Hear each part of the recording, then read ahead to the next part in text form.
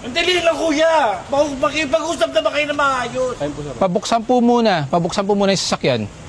Bakit po? Anong gagawin po? Ituto po namin. Kanina pa po kami dito. Sino po nagsabi pwede pumarada dito? Sino po nagsabi no parking naman dito? Galing barangay po. Hindi po kami nasabihan eh. Ay, di po. Buong taon na po ako nagpa-park dito. Wala naman po nagsasabi na illegal parking dito. Ayan ako nakatira yung yung mga kotse na hindi naman dyan. Dyan naman nagpa-park. Hindi naman namin kung residente yan dyan. Tapos pagdating namin dito, wala kami mapaparkingan. Kasi po no parking po tong street na to. Nag-isig na ganyan ang nangyayari. Magdadalawang taon na ako dito nakatira. Sila po 15 years.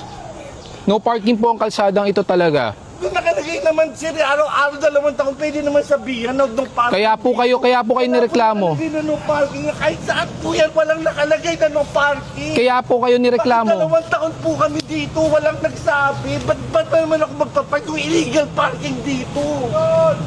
Hindi po ako magpapark dito kung may nakalagay na no parking o illegal parking. Kaya po kayo nireklamo dahil umabuso na po lahat ng mga pumaparada dito. Kaya nagreklamo na po. Sinabihan nyo, constituent din naman po ako dito. Ay, hindi po ako. Karapatan naman din po kami Hindi po ako taga-barangay. Wala po kasi kami sinabihan. Hindi po ako taga-barangay. Pwede hindi ako sumunod. Hindi po ako- Abiding citizen po ako. Hindi po ako taga-barangay. Hindi po ako magsasabi sa inyo. Dito, 100 kotse yung nakapark dyan. Ngayon nagising ako dahil panggabi po yung trabaho ko. Walang awa itong mga to. Ay, hindi po kami dahil nag-coordinate po kami sa barangay. Awa!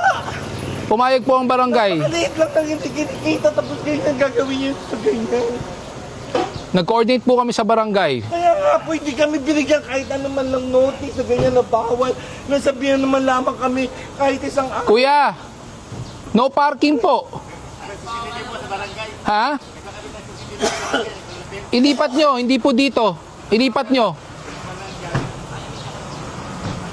Kapag barangay pwede. Hindi po sila taga-barangay, magkakabit ng CCTV. Kanina pa po kami dito. Kanina pa kami alas 8. Pang maggabi po ang trabaho ko, dumating po ako dito alas 4 ng madaling araw. Wala po kayong garahe? Po kami sinabihan. Wala po kayong garahe? Wala po kayong garahe? Apartment na po tinitira. Wala pong garahe yung apartment? May nakapark po din po makakapag-park. Yun po ang problema po natin. Kasi po wala pong ordinansa ng street parking dito. Hindi, wala nga po kami sinabihan, hindi kami sinabihan. Ang tagal ko na po rito. Magreklamo po kayo sa barangay na lang. Po namin, kahit sana naglagay kayo ng no sign ng no illegal parking, may towing system, may ganyan. Wala akong nakikita kahit saan. Hindi po ba kayo Kasi po nung nagpark, ang dami po namin. Hindi po ba kayo aware sa tinatawag na road marking? Ang road marking po, yung puti, medyo burado lang po sa side nyo, pero ayan po. Ang ibig sabihin po ng solid white na broken line, ibig sabihin po niyan, two-way street. So ngayon, paano po magiging two-way to kung kaliwat kanan may nakaparada po? Kaya po yan, nakakatubay po yan. Ayan po, ayan po ang problema. Nasanay tayo sa pwede na. Hindi nga po, kasi wala nilagay eh. Hindi po. Kahit po sa Manila, kahit two-way yan, pero meron silang parking sa gilid sa parehong side. Kailangan may ordinansa po. Meron yan. Kailangan po may ordinansa. Nagpapayad sila, nagpapaganyan sila. Wala po kami na Ang tawag po nun, pay parking ordinance. Wala naman po kayong binabayaran. Hanggang alas 5 po lang yun. Eh, anong oras na po? After po na alas 6, pwede na po mag-park doon. Opo, pero pagdating ng 6 o'clock, kailangan alisin. Pero hindi po yun illegal. Kailangan pagdating ng 6 a.m. the morning, kailangan alisin po yun. Anong oras na po? Ngayon lang nakikiusap, hindi ngayon. Susunod pag nakita nyo, kahit itow nyo na kahit Hindi po. Kanina pa po kami dito. Ngayon lang po yun. Mahigit 20 tow truck na po ang naubos namin dito. Mawan mo kasi nagtatrabaho lang, hindi naman kami ang mayaman, may ano para magpapayad kami. Magreklamo kayo sa barangay. Bakit po kayo hindi sinabihan? Yun na lang. Dapat nandiyan kung may operation na ganyan, ba't naman kami magpapark? Kailangan sabihan kayo pag may operation. Hindi lang, kasi hindi namin alam na talagang So, bawal. Kuya, 2 taon na kami dito, kailan ba nagkaroon ng ganito dito? Eh, ba't yung ibang residente alam po? Nandito. Ba't yung ibang residente alam po? Hindi naman po sila nakakapag-park dito sa gilid, baka wala naman po sila, imposible naman po yun. Kami po yung nandyan. Ireklamo nyo na lang. Sisirain pa, oh. Hindi po sisirain. Ayan po, umubong-gulong po. Pag-usap naman kuya, baka naman pwede kahit ngayon lang kung mag-penalty, di wag na ito, sige na, babayaran ko na lang dito. Hindi po. Tapos na. It's not about the payment. We're not after the payment. We're not about... Humanitarian naman kayong reason para naman maano. Paano po namin ipapaliwanag sa mga nato? Hindi naman kami kriminal para ganyan. Ay, hindi po kriminal yan at hindi po kami nagnanakaw. Nasa tama lang po kami. May sinusunod kami batas. Sabi nun, hindi po kayo. Opo, pero sinasabi Hindi nyo, naman po kami targeting nyo. hindi kami tinatarget, di kita kilala para targeting ka. I don't know you. I don't know whoever is living here. Sinusunod lang namin ang complaint. We coordinate to the Kaya nga, barangay. hindi naman kayo nakipagpakiusapan ng ano. Hindi po. Hindi naman kami katarantaduhan na para lang mag-ganyan. Hindi kami gago, hindi naman kami walang... Tapos na po ang panahon na puro konsiderasyon. Dapat sumunod tayo sa tama. Sumusunod po ako sa tama, hindi ko lang po alam. Hindi naman po lahat ng ano. Ignorance of the law does not excuse anyone po. Oo, alam ko yun, sir. Sige po, kung ayaw nyo ibaba, okay lang po. Wala, kami na.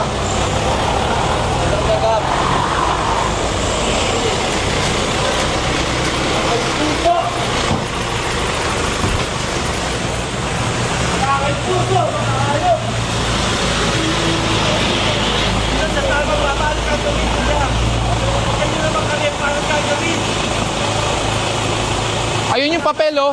Ayun yung papel kasi, oh. Tingnan nyo po. May instruction dyan. Ayaw nyo kasing kunin.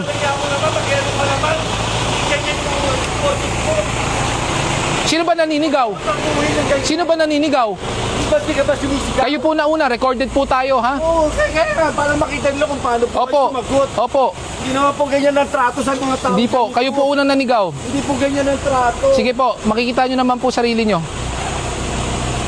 Anong gagawin dyan? Sabihin nyo hindi totoo. Kaya nga po pinapakuha sa inyo yung papel. Hindi po ako magbibigay sa inyo. Andiyan po ang instruction. Pwede nyo pong basahin. Hindi rin po kayo ganun dapat makipag-usap. Yan, kuya. Siyempre na ano yung damdamin namin sa nangyayari sa ganito. Pwede po namin kayo kasuhan. Hindi alam. Pwede po namin kayo kasuhan dahil pinagmumura nyo kami. Pwede po natin palakihin to. Mumura. Recorded din po. Ako sa'yo. Recorded po. Wala akong minura sa'yo. Recorded po. Sige po. Anong gagawin? Susunod turuan nyo yung gagawin. Pwede po kayo sumama, makukuha nyo yung sasakyan doon, bayaran nyo po penalty nyo, ipakita nyo lisensya nyo, pakita nyo ORCR. Bayad yung mga mamayanan dito sa inyo. Yun kasi ano yun. Hindi po. Sa gobyerno po kayo magbabayad, hindi sa amin. Hindi po private yan. Mamayan ako, magbabayad ako ng gobyerno. Of course, you have a violation. Because you have a violation. Because you have a violation. Because you have a violation. Violation na hindi namin alam. Ulitin ko, ignorance of the law does not excuse na anyone. Pero kang karapatan. Ang karapatan may responsibilidad. Habang ko dito, Ang karapatan may responsibilidad. hindi pa ako sumisigaw. Opo. Sige po. Galit po ako, syempre. Opo. Gusto nyo, magmamakaawa ko. Dapat po nakikiusap na maayos. Hindi naman ganyan na. Kaya mo yung trato mo, itsura mo palang ganyan na. Parang hindi ka makikinig sa magmamakaawa para kang itsura. Hindi ko lang pa yung lisensya ko.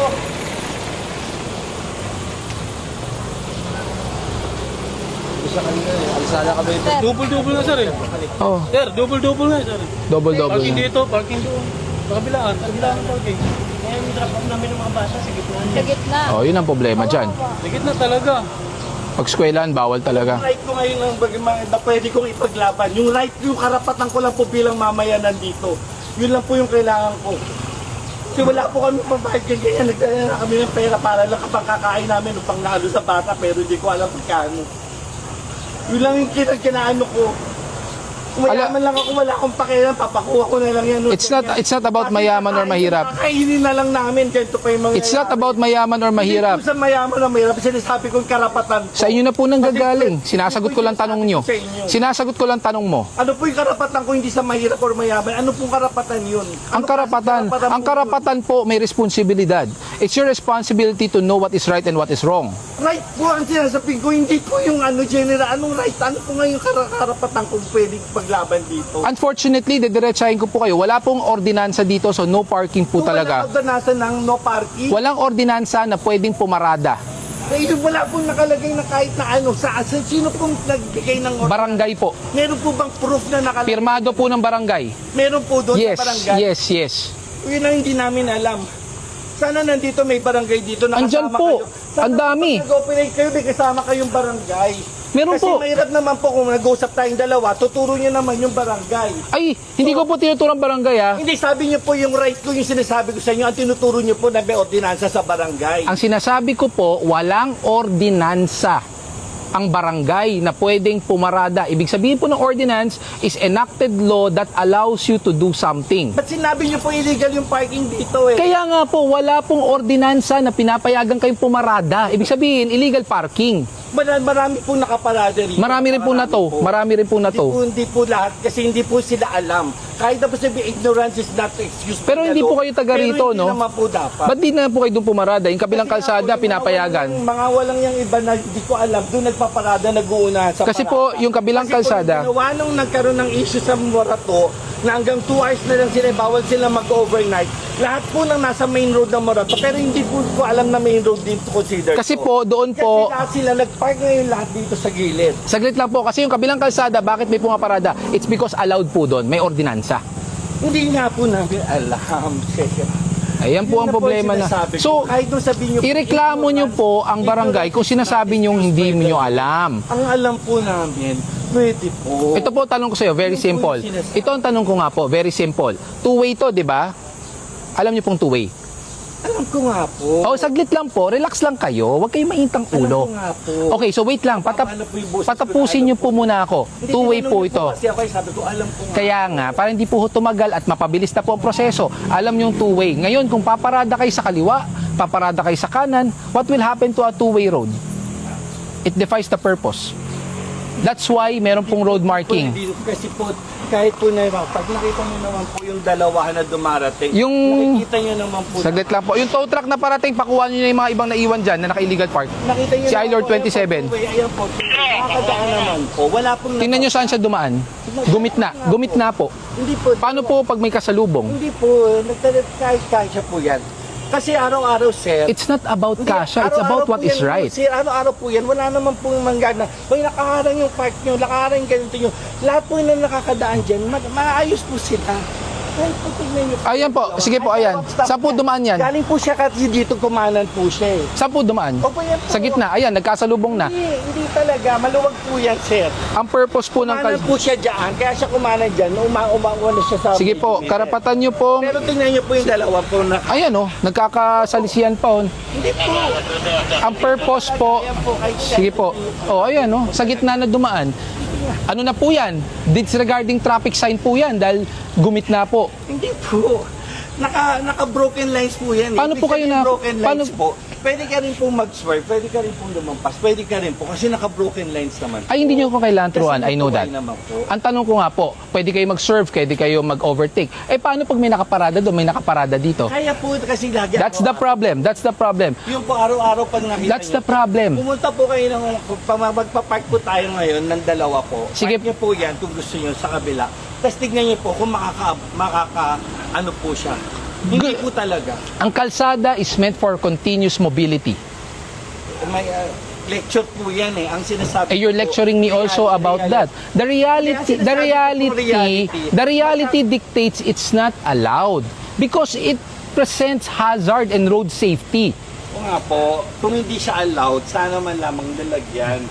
I mean, meron din naman po kayo. Kaya nga po tinuturo lapses sa inyo. ganyan. Kasi kahit naman po nakalagay, kahit naman po sa lugar, may nakalagay na no parking, towing zone, clamping zone, main road, pwede naman po. So pag wala pong nakalagay na bawal umihi dyan, pwede tayong umihi. Subdivision po kasi ito dati, sir.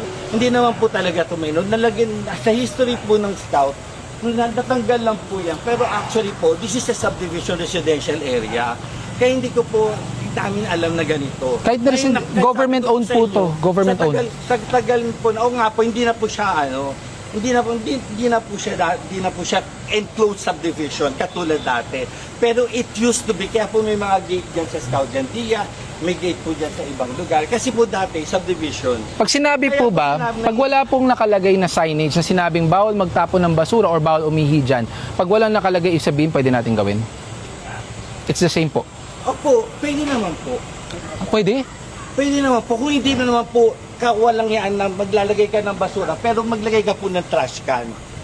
Pag may trash can, so same thing. Kung may ordinansa, so the trash can represents an ordinance of pay parking or parking. Being a responsible citizen, pwede ka naman po. Hindi naman po porket. Kaya kung gusto mo magawa dyan na puro basura dyan, ikaw na po gumawa, kasi lagay mo na lang po sa side, kahit po walang nakalagay dyan. Madam, Kasi we can debate all day. I can tell you all the legalities of it. I'm telling you, illegal parking po kayo. Dahil unang-una, wala po kayong enacted ordinance. Ang pinasabi ko po sa inyo, konting konsiderasyon, humanitarian reason, lahat naman po tayo dumadaan sa ganyan.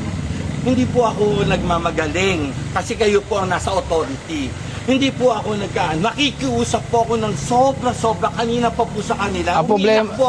Ngayon lang po ako medyo Hinarang nyo po, umiiyak po ako sa kanila. minumura nyo po yung towing crew. Umiiyak po ako kanina. Minumura nyo pa po yung towing Wala crew. akong minura, kuya. Minura kita, kuya. Hinarang nyo pa Kuya, po. sabihin mo kung minura kita, kuya. Hindi, baka Diyos, sa araw-araw po ako nagsisimba. Kung ganun po kayo nakipag-usap kanina, nakapag-usap tayo ng maayos. Kung ganun po ang tono ng boses nyo kanina, napaliwanagan na po kayo ng mas maayos, baka nakaalis na po kayo at naayos nyo na po ang problema nyo dyan sa sasakyan na yan. But the problem is, you were talking to us in a very high note and in very disrespectful manner. Kanina po sa kanya, kausap. Yung pagharang nyo po dyan, actually that's obstruction. Nagtatago po ako dyan. Nakita niya po, kasi po medyo high blood po. Ayoko po, hinihingal na po ako.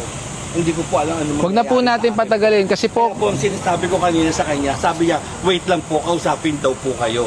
Wag na- Wait lang po, kausapin daw po kayo. It took mga 15 minutes bago po kayo. huwag na po natin patagalin kasi Ako dito, hindi niyo po nakita nagwawala po. wag na po natin patagalin pa po kasi if you will really want to invoke your right, bakit po naka-improvised plate pa rin po kayo? Is the vehicle still registered? Do you have a plate number already? Why is it not installed? Naka-registered lang po sa LTO, sir. That's why I'm asking you, nasaan po ang tunay na plaka nito? Po lahat, kasi Oh, bakit hindi nakakabit? hindi po wala pong plaka kasi sabi po sa LTO, noong time ni Maruas po, lahat po ng na 2020 or 20, binili ko po to sa isang second hand. May plaka na po pag 2020. Wala po eh. Meron na po. Ang na-delay lang po is Nandiyan po yung 2016. certificate po na wala pong plaka po. Kasi kaka-register lang po to nung May. Wala 2016 pa po ang delayed ng plaka, pero 2020 may mga plaka na po. Kasi linggo-linggo naman po ako nag-run up dati.